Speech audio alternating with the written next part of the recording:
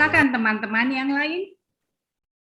Atau mau berbagi juga tentang salib, tetapi salib itu kemudian dinikmati, diseruput sebagai anugerah.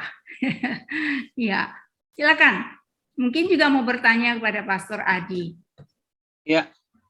Iya, silakan. Mohon izin bertanya untuk Pastor. Ini Mario tulisannya, tapi suaranya Pak Marcel. Iya, tadi Mario yang buka, Bu. Ya. Pak Marcel ya. Tadi pada saat Pastor menyampaikan tentang inklusi salus. Saya berpikir dengan satu pernyataan moto yang lama, yaitu extra ecclesiam nulla salus. Apakah ini kita tidak dicap orang-orang sombong, padahal tadi di depan kita harus memang, walaupun kita sebagai imago Dei, tetapi kita tetap harus rendah hati. Bagaimana itu, Pastor?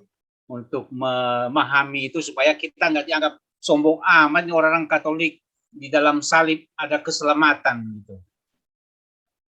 Betul. Betul Pak Mario. Pak Mario ya? Ya, Marcel. Pak Marcel, baik.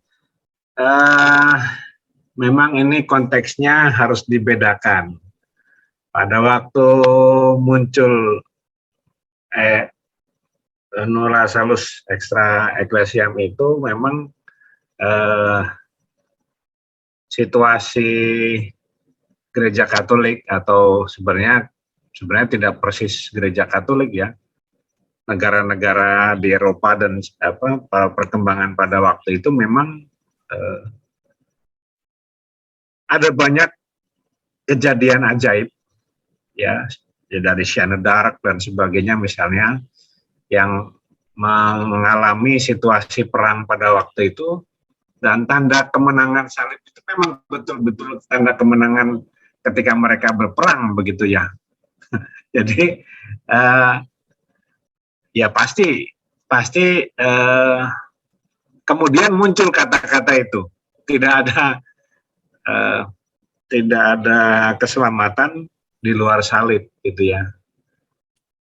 Keyakinan itu tidak salah pada waktu itu muncul, tetapi kemudian kan kita tidak berhenti di situ masalahnya. Melalui proses yang panjang, kemudian gereja punya kepedulian terhadap agama-agama lain, dan itu sangat jelas ketika Konsili Vatikan kedua, gereja itu sangat paham tentang bagaimana dunia ini sedang berproses gitu ya. Atau malah sebelumnya ajaran sosial gereja, kalau nanti berbicara juga tentang itu. Jadi pada saat itu pun gereja dikritik karena kok ngurus-ngurusin dunia, ya kan susah juga ya. Selalu ada pandangan yang berkebalikan dalam hal ini.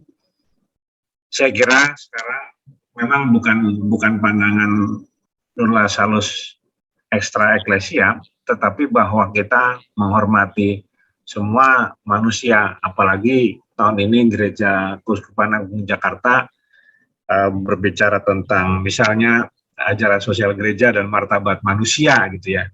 Itu artinya sudah bukan masalah, sudah tidak mempermasalahkan lagi urusan nulla salus extra ecclesia itu tadi. Itu saja yang bisa saya bantu menjelaskan. Terima kasih, Pastor. Oke, nggak apa-apa. Ini di chat ada yang menulis, caranya agar kita mau bertahan sampai akhir ya, agar tidak mudah menyerah, memegang komitmen agar salibnya boleh terasa dan bisa dinikmati. Baik. Saya mau mencoba menjawab ini bukan dengan di dalam chat ini ya. Saya kira memang apa yang saya lakukan, dan pasti juga mungkin juga Anda lakukan, adalah kita belajar. Pertama, belajar rendah hati. Kedua, belajar setia. Itu saja sebenarnya. ya. Nggak mungkin itu tidak mudah kata-kata itu. Perlu kekuatan sungguh gitu untuk bisa bertahan gitu ya, memegang komitmen agar salib yang kita pikul itu bahkan bisa kita nikmati gitu ya. Dulu saya pernah, secara jujur saya katakan, saya pernah berkata gini, Pak, kok Bapak nggak seperti tetangga-tetangga kami sih? Belum lagi kalau udah urusannya, kalau anak-anak sekarang ini, kebetulan saya di Tangerang ini punya banyak teman dengan mereka yang bekerja di perguruan, yang hidup di perusahaan-perusahaan semacam itu yang bersama teman-teman, ada susternya juga, kami punya tim kerasulan buruh ya. Itu harus berhadapan dengan perbedaan agama, harus berhadapan dengan pimpinan perusahaan, tekanan-tekanan masyarakat ya, sebagai orang Katolik dan sebagainya. Itu masih banyak lagi ya. Artinya apa? Tantangan ini tidak pernah hilang. Artinya bahwa belajar setia dan belajar rendah hati, dua hal ini itu menjadi tantangan kita. Maukah kita seperti itu? Saya kira dua contoh ini sudah cukup banyak yang saya sampaikan. Terima kasih. Ya, terima kasih Pastor Adi. Pertanyaan Pak Asisi sudah terjawab ya. Seperti ajaran Padre, kita juga diajarin ya, selalu rendah hati dan setia. Tadi Pastor Adi menyampaikan